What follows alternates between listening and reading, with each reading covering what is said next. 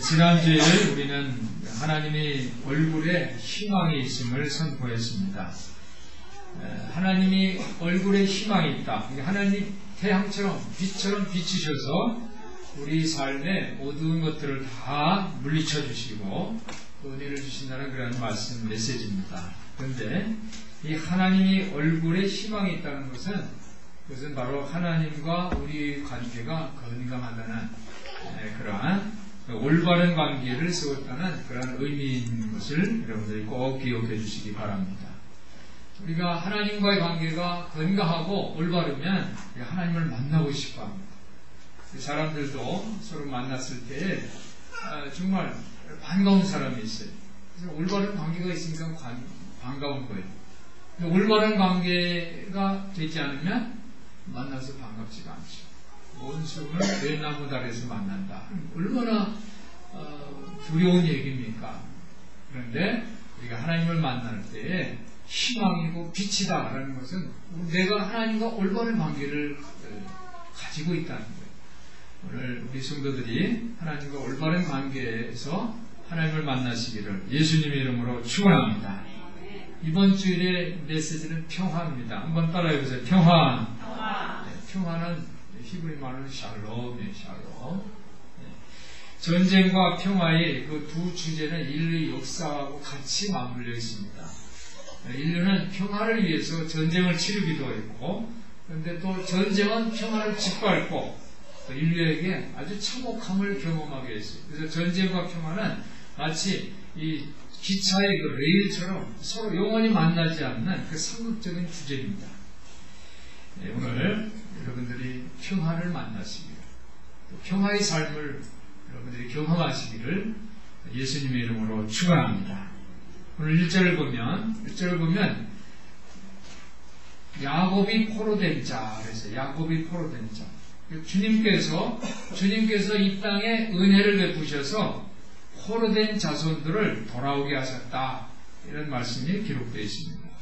이스라엘 백성들은 자신들이 오랜 이 포로 생활을 끝난 것, 이것은 바로 주님께서 은혜를 주셔서 주님께서 이스라엘의 죄를 용서해 주시고 죄를 덮어주셨기 때문에 포로 생활에서 끝냈다. 이것을 감사를 합니다. 2절에 보니까 저희 백성의 죄악을 사하고 저희 모든 죄를 덮으셨나이다. 이러한 하나님의 은혜를 고백을 합니다. 우리 삶 속에도 포로 생활 같은 것이 있어요. 포로 생활. 내가 직접 어디 감옥에 있거나 식민 통치하에 지금 있는 것은 아니더라도 우리 인생의 삶에는 포로 생활 같은 그런 삶이 있습니다. 그렇기 때문에 우리 인생이 항상 공허하고 답답하고 어두운 가운데 나오지 못하고 있습니다. 우리가 학위를 따고 또 더 좋은 집으로 이사를 해도 또 새 차를 구입을 해도 우리의 그 땅이라는 우리 삶의 그 장소의 땅, 즉 우리 내면의 깊은 곳에서는 항상 텅 빈 공허함이 있습니다. 2000년 전에 이러한 공허함을 가지고 예수님을 찾은 사람들이 있습니다. 니고데모는 당시에 그 시대의 아주 리더자입니다. 그런데 한밤중에 예수님을 찾아왔어요. 왜 그랬습니까? 그가 아직 공허함이 있기 때문에 그래요. 많은 이 세상 사람들에게는 존경을 받지만은 그러나 그 마음에 채워지지 않는 텅 빈 그 어둠이 있었어요. 그래서 예수님을 찾아서 어떻게 해야지 영생을 얻습니까? 그러니까 다시 거듭나야 된다. 거듭나야 된다는 그런 말씀을 예수로부터 듣습니다. 백부장이 그 삶에 백부장이면 권력이 있는 사람입니다. 그런데 그가 공허함이 있어요. 왜 그랬습니까? 그의 하인이, 그의 부하가 병에 걸렸어요. 중풍병자에 걸렸어요. 그래서 예수님을 찾아옵니다. 예수님, 말씀만 해주세요. 예수님이 말씀이 필요했던 것입니다. 문둥병자와 죄 많은 여인이 무리 한가운데서 예수님을 찾습니다. 나를 고쳐주세요. 나를 치료해주세요. 예수님께서 그를 고쳐주셨습니다. 삭개오도 공허함 가운데 있습니다. 그가 돈이 많았지만은 그러나 그는 예수님을 만날 수가 없습니다. 키가 작아요. 그리고 무리가 너무 군중들이 많아요. 그가 뽕나무를 올라갑니다. 뽕나무 위에서 예수님을 만나요. 예수님께서 삭개오를 보면서 삭개오야 내려오라. 내가 오늘 너희 집에 있겠다. 예수님을 만남으로 삭개오는 그 공허함을 채웠어요. 세리마태는 예수님을 위해서 파티를 열었어요. 왜 파티를 엽니까? 그것은 바로 그 마음속에 오랫동안 있었던 그 공허함, 어두움을 해결하기 위해서 예수님을 위해서 파티를 열었어요. 이들이 공허함 속에서 예수님을 찾았기 때문에 그들은 예수님의 얼굴, 예수님의 빛, 하나님의 은혜를 만난 것을 기억하시기를 바랍니다. 오늘 사랑하는 성도 여러분, 여러분들이 예수님을 만나고 하나님을 만남으로 여러분들이 마음속의 어둠을 제하시고 은혜를 받는 예수님의 빛, 하나님의 빛을 만나시기를 주님의 이름으로 축원합니다. 시편 기자는 141편 1절에서 여호와여 내가 주를 불렀사오니 내가 부르짖을 때에 나의 음성에 귀를 기울여 주세요라고 기도합니다. 여러분들이 예배를 드릴 때에 하나님께 부르짖으시길 바랍니다. 그랬을 때에 하나님께서 여러분의 음성을 귀를 기울여 주시는 것을 믿으시기를 바랍니다. 예수님은 우리에게 귀를 기울여 주십니다. 예수님은 이 4대 성인 중에 한 분이 아니에요. 지금 현재 계시는 우리 주님인 것을 고백하는 여러분들 되시기를 바랍니다. 오늘 예수님께서 우리와 함께 임마누엘 주님으로 오셔서 평화의 생명수를 마시는 여러분들 되시기를 예수님 이름으로 축원합니다. 오늘 시편 기자가 평화를 노래합니다. 평화. 오늘 1절부터 3절을 보니까 하나님께서 이전에 하나님의 백성을 용서하셨고 그들에게 위대한 일을 하셨다고 고백을 합니다. 주께서 주의 땅에 은혜를 베푸셔서 야곱의 포로된 자를 돌아오게 하셨습니다. 주의 백성의 죄를 용서해 주시고 모든 죄를 덮어 주셨습니다. 분노를 거두시고 진노를 돌이켜 주셨습니다라고 노래를 해요.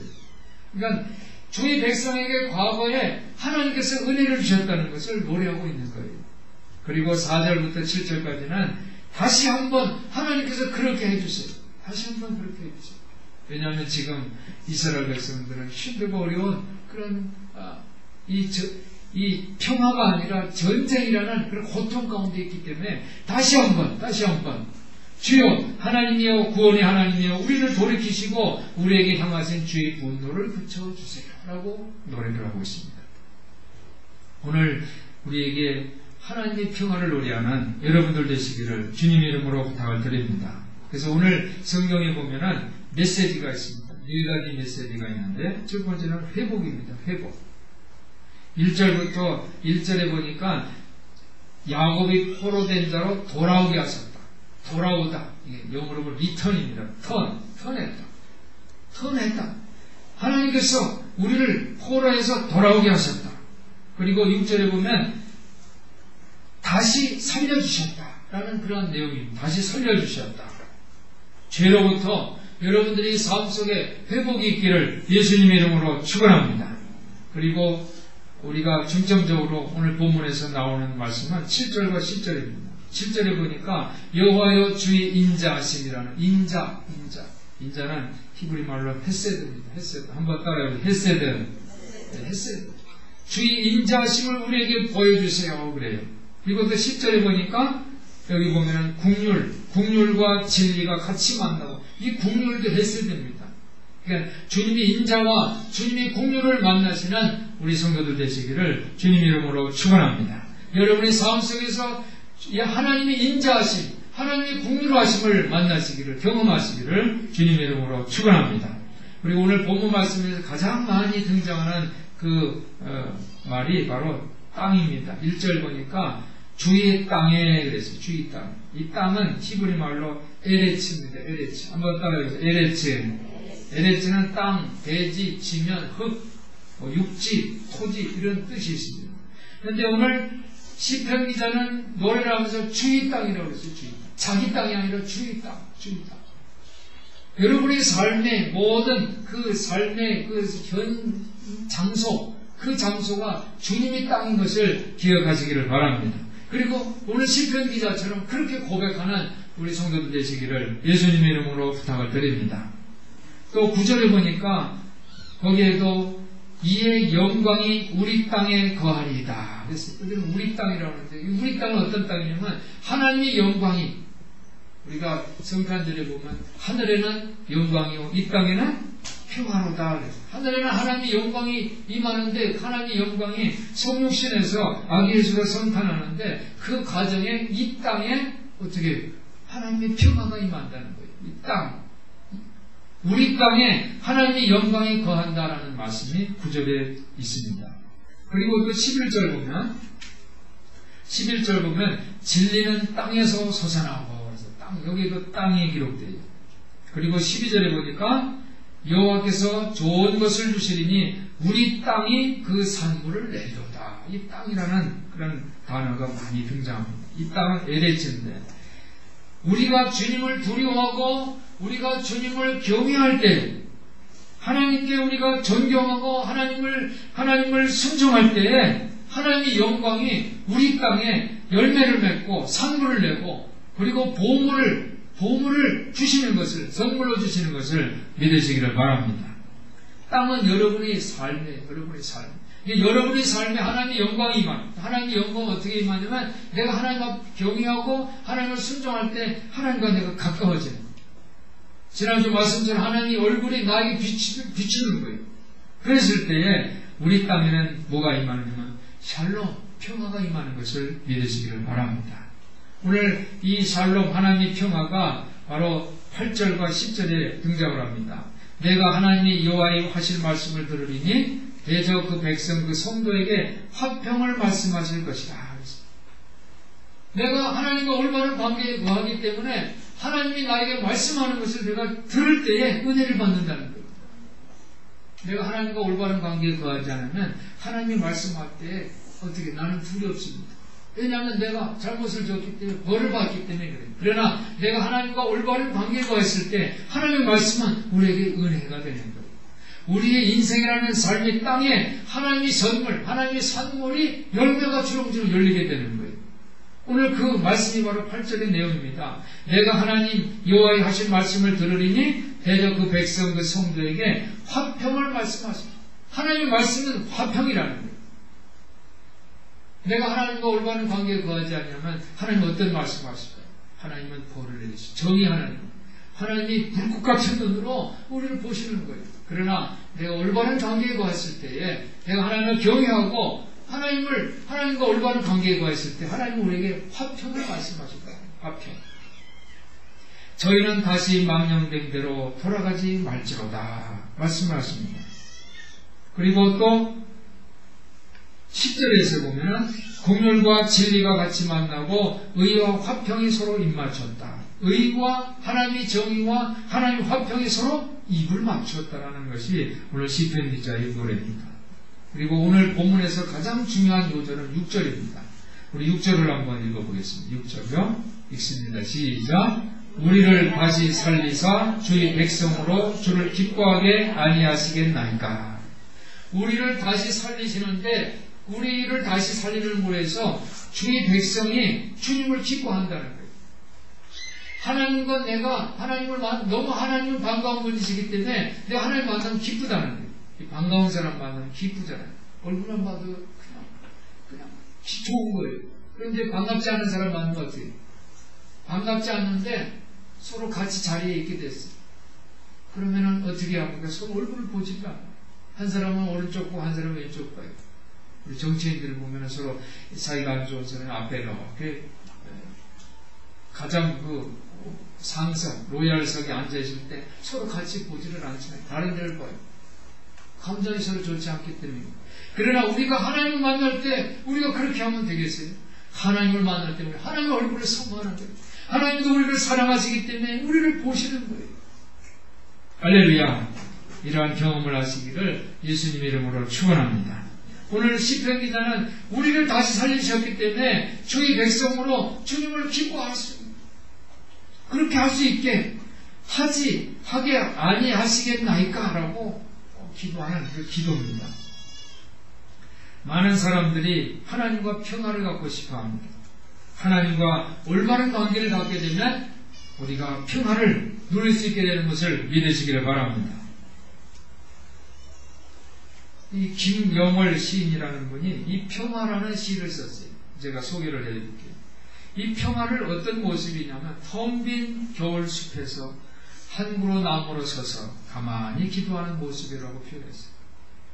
텅 빈 겨울숲에, 이 겨울에 나무들은 낙엽들이 하나도 없어요. 단풍도 없고 그래요. 근데 그 나무가 한 그루 나무로 서 있습니다. 가만히 기도하는 모습, 그것이 평화라고 노래를 했어요. 이 앙상한 그 나무 모습에서 평화를, 기도하는 모습이 바로 평화라고 그렇게 표현하는 것입니다. 유한나 시인도 평화를 노래했는데, 교회에서 우리가 기도합니다. 평화를 기도합니다. 내 삶에 평화를 주세요 라고 기도를 하고서 이제 돌아가는 길이에요. 이 돌아가는 길인데 숲을 봤어요. 숲을 봤는데 숲은 기도가 뭔지 몰라도, 평화라고 말하지 않아도 이 숲 자체가 평화 속에서 잠들고 있는 것 같다, 이렇게 표현을 했어요.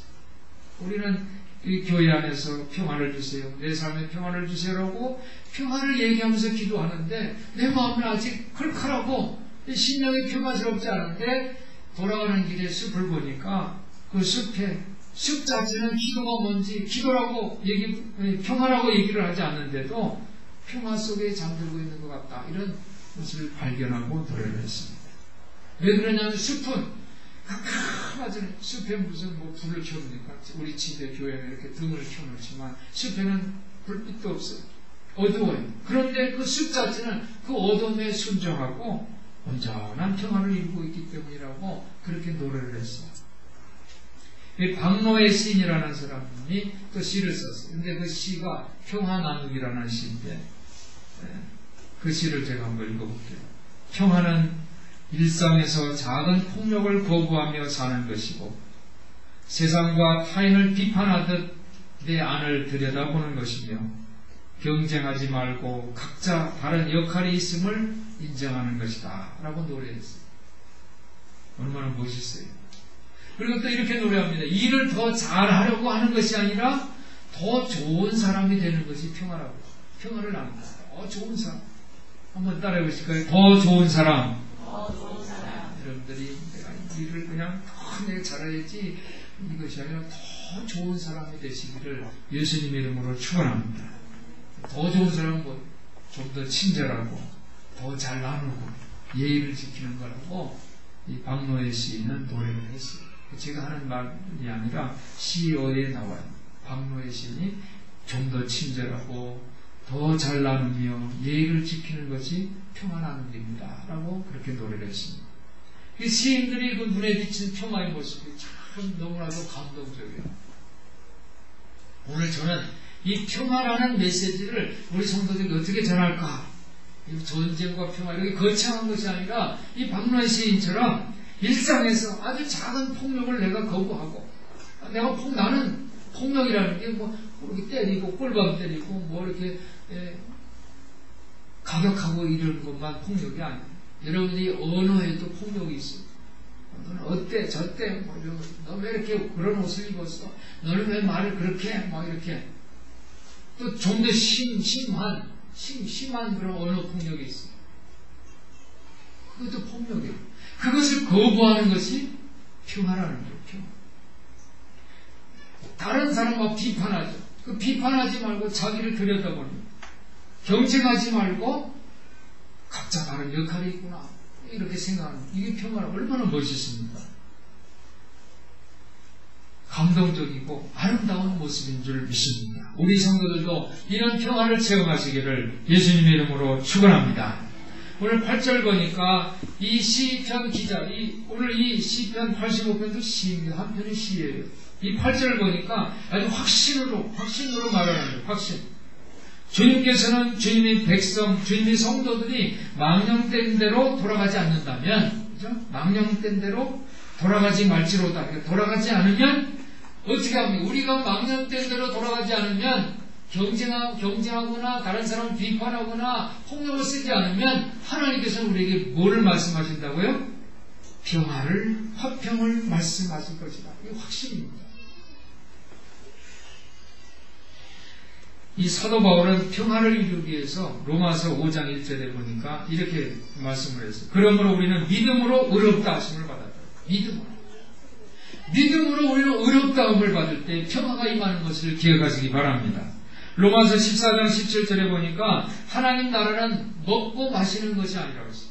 먹고 마시는 것이 아니라 성령 안에서 한번 따라해 보실까요? 성령 안에서 하나님 나라는 성령 안에서 의와 기쁨과 평화를 누리는 거예요. 먹고 마시는 거에 평화를 우리가 구하는 것이 아니라 성령 안에서 의를 또 기쁨과 평화를 누리는 것이 바로 참된 평화라고 하나님 나라라고 고백을 했습니다. 로마서 15장 13절에 보니까 소망을 주시는 하나님께서 믿음에서 오는 기쁨과 평화를 여러분에게 충만하게 해주셔서 성령의 능력으로 소망이 여러분에게 차고 넘치기를 바랍니다.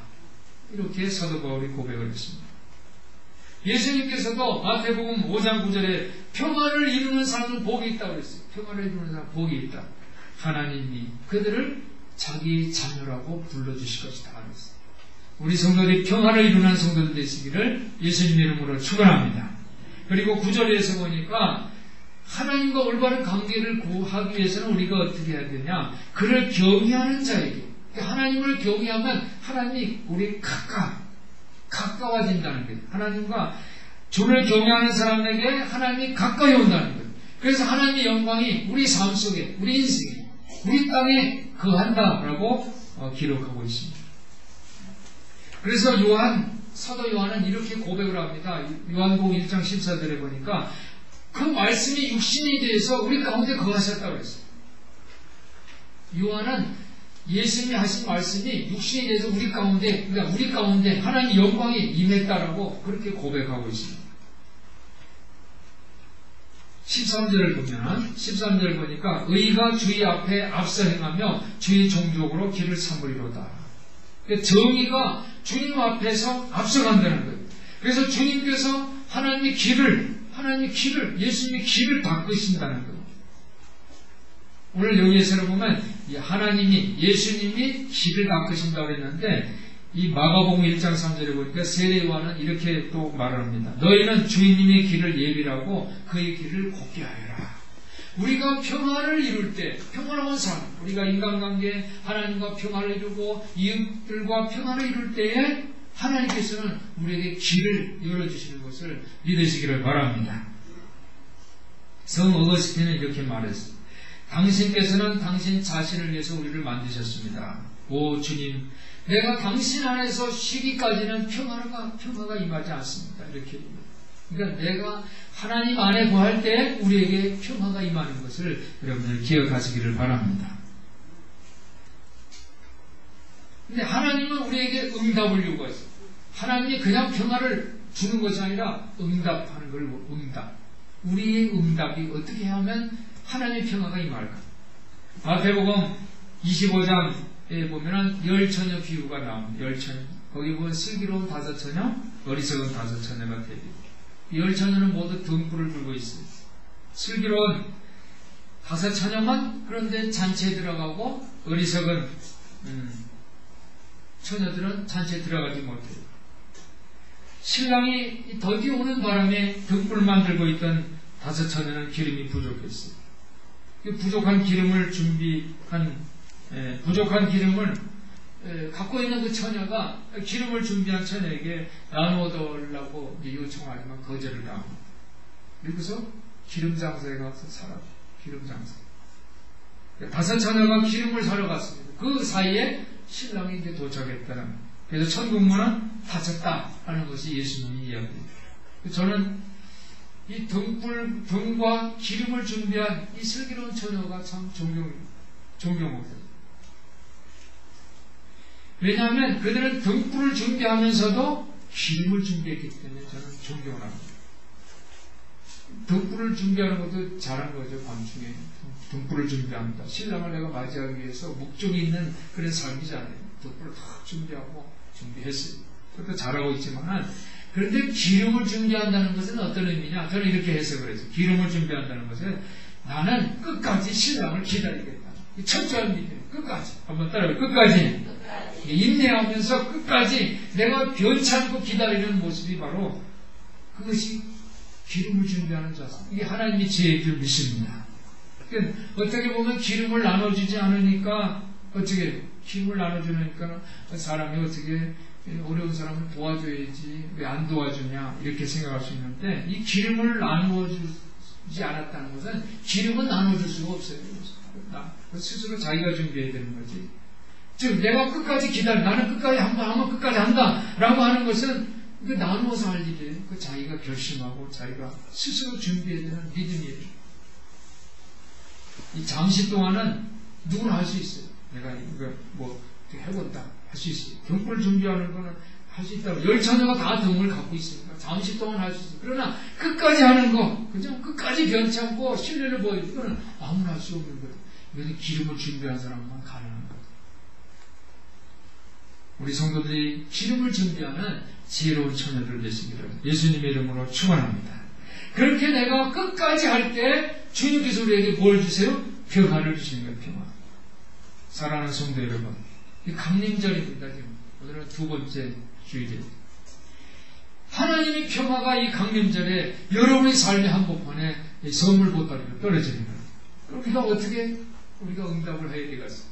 끝까지 등불만 준비하는 것이 아니라 여러분 기름도 준비하시기를 예수님의 이름으로 축원합니다. 이 강림절에 여러분이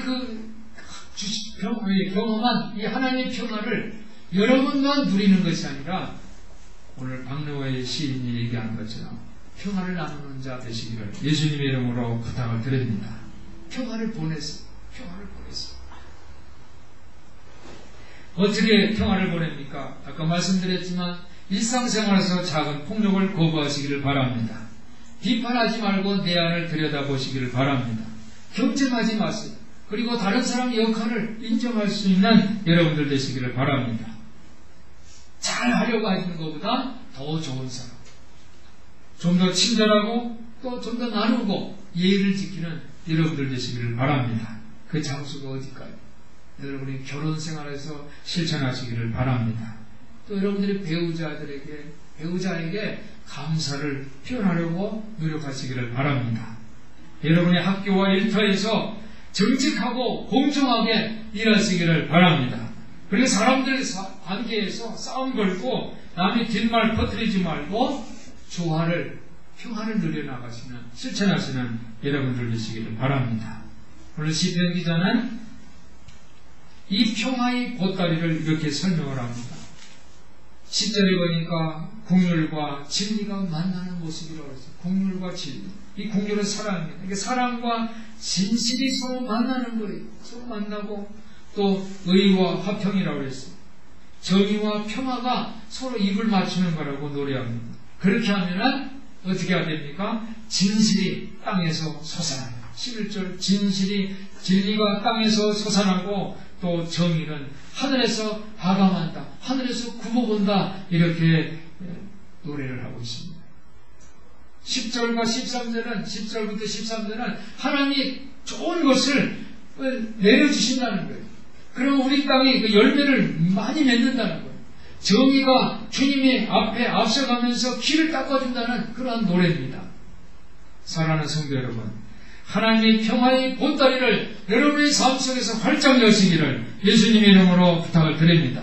그렇게 하면 여러분의 땅에 하나님의 평화가 깊이 들어오십니다. 우리가 이 세상이 얼마나 힘들어요. 경제적으로 힘들어요. 그래서 물질적인 것뿐 아니라 하나님은 정신적인 부를 우리에게 선물로 주시는 것을 믿으시기 바랍니다. 변치 않는 사랑, 그리고 진실, 정의, 평화, 이런 것들은 우리를 깜짝 놀라게 하는 선물이에요. 우리 크리스마스 추리를 우리가 만듭니다. 여러분 강대상 옆에 보면 이게 반짝반짝거리는 그죠? 동그란 거, 이 등, 이 바람, 얼마나 화려해요. 이거는 선물이에요. 평화의 보따리들이에요. 그걸 상징하는 거예요. 크리스마스 추리에 반짝반짝거리는 이 등들은 거기에 선물을 주신다는 그런 의미예요. 장식만 하는 것이 아니라 나누는 거예요. 선물이에요. 선물. 우리 성도들이 이러한 하나님으로부터 천국 선물을 보물을 받으시기를 예수님의 이름으로 축원합니다. 축원합니다. 기도하겠습니다. 사랑이 많으신 하나님 아버지, 우리 성도들이 하나님의 평화의 보따리를 선물로 받고 이 땅에서도 하나님의 평화를 나누는 성도들 될 수 있도록 도와주시옵소서. 우리 주 예수 그리스도 이름으로 기도하옵나이다. 아멘.